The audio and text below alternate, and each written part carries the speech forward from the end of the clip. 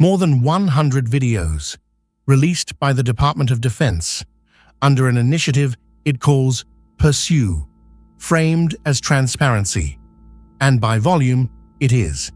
But researchers associated with the UAP Science Advisory Council went through that footage and reached a conclusion that deserves far more attention than it has received.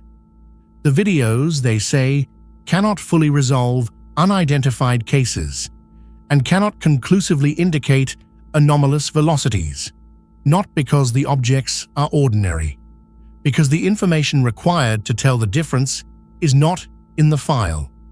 This is a story about one specific, technical, deeply unglamorous gap, and why it has quietly constrained every piece of UAP video evidence released since 2017. The All-Domain Anomaly Resolution Office, ARO, was established in July 2022 and has been led by John Koslowski since late 2024.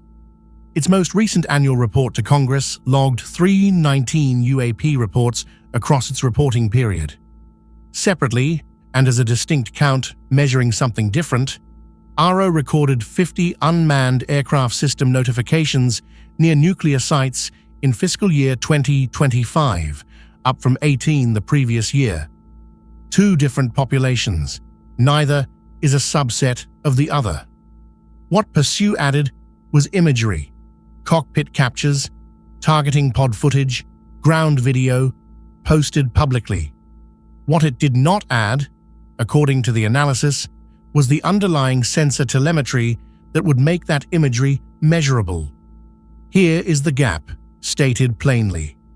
An infrared targeting pod does not measure speed. It measures direction. It tells you where something is in the camera's frame and how fast that position changes, an angular rate, measured in degrees per second. To convert an angular rate into a physical velocity, you need one more number, range. Roughly, velocity across your line of sight equals range multiplied by angular rate. Double the range, you double the speed. Without range, a small drone 2 miles away and something extraordinary 40 miles away produce identical pixels. Add the observing aircraft's own motion, parallax, and even the direction of travel becomes ambiguous. The canonical illustration is the Nimitz encounter. On November 14, 2004, off Baja California, the cruiser USS Princeton, using its SPY-1B radar, had been tracking unusual contacts for days.